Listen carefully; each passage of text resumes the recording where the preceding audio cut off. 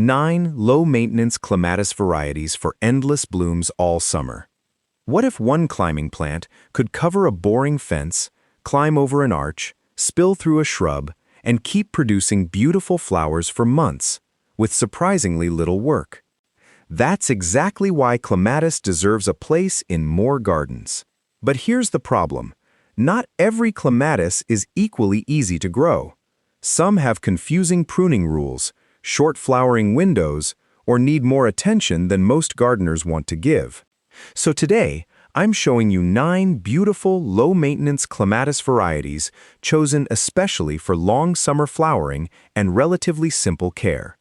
And stay until number 1, because it's one of the easiest clematis varieties to grow, yet it can produce a spectacular wall of purple flowers from summer well into fall. Let's get growing. Number 9. Etoile Violet. If you want a clematis that looks expensive, without demanding expensive amounts of your time, start with Etoile Violet.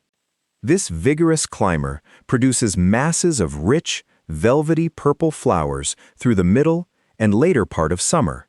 It can grow roughly 8 to 13 feet tall, making it excellent for fences, pergolas, arches, and even old shrubs that need a splash of color. But one of its biggest advantages is its pruning. Etoile Violet belongs to pruning group 3, which means you don't have to stand in front of the plant wondering which old stem you're allowed to cut. In late winter or early spring, simply cut the old growth back hard, leaving healthy buds near the base. Then allow the new shoots to grow. That new growth will carry the season's flowers. Give it a sturdy support, reasonably fertile soil, and consistent moisture while it becomes established. And before long, what used to be an ordinary fence could become a curtain of violet. Number 8. Huldine. Want something lighter? Meet Huldine. Instead of dark purple flowers, Huldine produces elegant pearly white blooms that can brighten darker areas of the garden. The flowers are especially beautiful when sunlight passes through them, revealing subtle pinkish-purple markings on the reverse of the petals. This is a vigorous clematis, so give it room to climb. Try growing it against a dark fence where those white flowers can really stand out, or allow it to weave through a large climbing rose. Huldine flowers from midsummer into late summer and can reach around 8 to 13 feet once established. And here's a design trick. Dark purple clematis and white clematis planted near each other can create a much more dramatic garden display than using either color alone. Number 7. Purpurea Plena Elegans. Now this one looks completely different. Purpurea Plena Elegans produces unusual double flowers in smoky reddish-purple shades. Instead of one flat row of petals, each bloom has a fuller, almost rosette-like appearance. And the flowering period is impressive. It can produce flowers from around July through September, giving you months of color when many spring flowering vines have already finished. It is another clematis that responds well to a simple hard prune in spring, and mature plants can reach roughly 10 to 13 feet.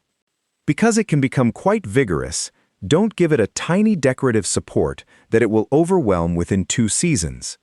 Give it something strong. A fence, a substantial trellis, an arch, or even a mature shrub that can handle a flowering companion. Number 6. Princess Diana. If purple isn't your thing, Princess Diana could completely change how you think about clematis. Its flowers are bright pink to reddish pink and have a distinctive tulip-like shape. Instead of the large flat flowers people usually associate with clematis, these blooms look like tiny bells or trumpets scattered through green foliage. And they keep appearing for a wonderfully long season, typically from July into October. Princess Diana usually stays more manageable than some of the giant clematis varieties, reaching roughly 6 to 8 feet. That makes it excellent for smaller gardens, medium-sized trellises, obelisks, and growing through shrubs. Better still, it is another variety that can simply be cut back hard in spring. Less pruning confusion. More flowers. That's exactly what we want in a low-maintenance garden. Number 5. Madame Julia Correvon. If you want color that can be seen from across the yard, take a look at Madame Julia Correvon. The flowers are a gorgeous claret red to reddish purple, with petals that can develop a slight twist as they mature. It looks sophisticated, but the plant itself isn't overly complicated. Grow it over an arch, fence, trellis, or through a large shrub. Once established, it can reach approximately 8 to 10 feet tall. And again, its simple pruning routine makes it particularly useful for gardeners who don't want to memorize complicated clematis rules. Cut it back in spring and let fresh growth do the work. The RHS describes this variety as suitable for hard spring pruning. Now, before we get to number 4, here's one clematis mistake that can reduce flowering dramatically. Don't plant your clematis and then allow the soil around its roots to repeatedly dry out. Clematis generally prefers moisture-retentive but well-drained soil. Keeping the root zone cooler and protected while allowing the upper growth to receive good light can help the plant perform much better. Mulch can help, but keep thick mulch slightly away from the stems themselves. Number 4. Jackmanii. There's a reason Jackmanii became one of the classic clematis varieties. It works. Those velvety violet-purple flowers can appear in generous numbers from early through late summer, turning an ordinary vertical space into something spectacular. Once established, Jackmanii can reach roughly 8 to 13 feet. It's fantastic for covering fences, growing over arches, climbing trellises, or scrambling into other plants. The dark flowers also look incredible beside pale roses, white hydrangeas, or silver foliage. And because it produces so much fresh growth, you can cut it back and allow the plant to rebuild its floral display. The RHS describes Jackmanii as a vigorous, free-flowering climber with flowering extending through summer. For gardeners who want a traditional clematis appearance without a fussy garden routine, this one is difficult to ignore. Number 3. Arabella. No huge wall? No giant pergola? No problem. Arabella is one of the most useful clematis varieties for gardeners working with smaller spaces. It generally grows around 5 to 6.5 feet and produces beautiful blue-purple flowers that gradually soften in color as they age. But the flowering season is the real attraction. Arabella can begin flowering around June, peak from July through September, and continue producing flowers into October. That's an extraordinarily useful season of color.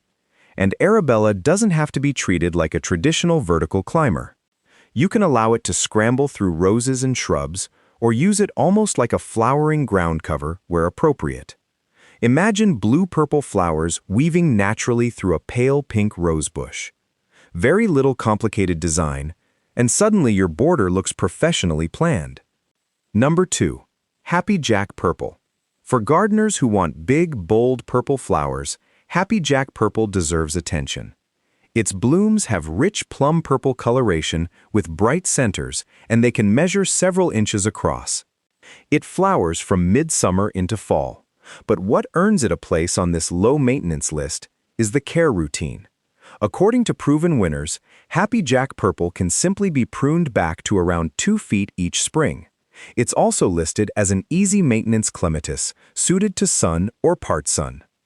That makes it an attractive choice for gardeners who love the classic large-flowered clematis look but don't want complicated pruning. It can also work in containers, provided the container is large enough, drains properly, and the plant has a strong support to climb. Now we're down to number 1. And this variety combines gorgeous color, vigorous growth, easy pruning, and a very long flowering season. Number 1. Polish Spirit. My number 1 choice is Polish Spirit. If your goal is a clematis that gives maximum visual impact without requiring constant attention, this plant checks a lot of boxes. It produces deep violet-purple flowers in abundance, and its flowering season can run from midsummer into late autumn. The RHS describes Polish Spirit as one of the easiest clematis varieties to grow, with flowers appearing through July, August, and September, and notes that a simple hard spring prune prepares it for another prolific season. Once mature, it can grow roughly 8 to 13 feet. Picture it covering a plain wooden fence, climbing beside a patio, softening the side of a shed, or weaving through a pale climbing rose. The contrast between those deep purple flowers and green foliage is stunning, and that's the beauty of choosing the right clematis. You don't need 20 complicated plants to create an impressive garden. Sometimes you simply need one hard-working climber in the right place. The simple clematis formula. Before you go, remember these simple rules.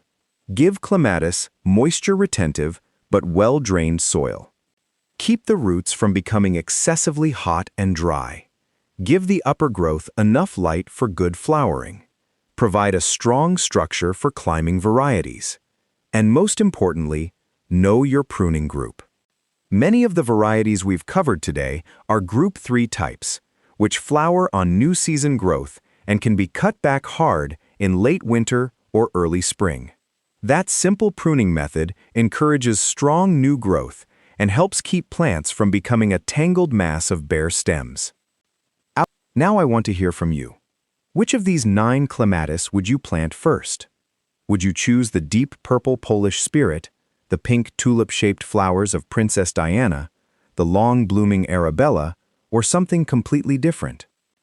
Tell me in the comments below.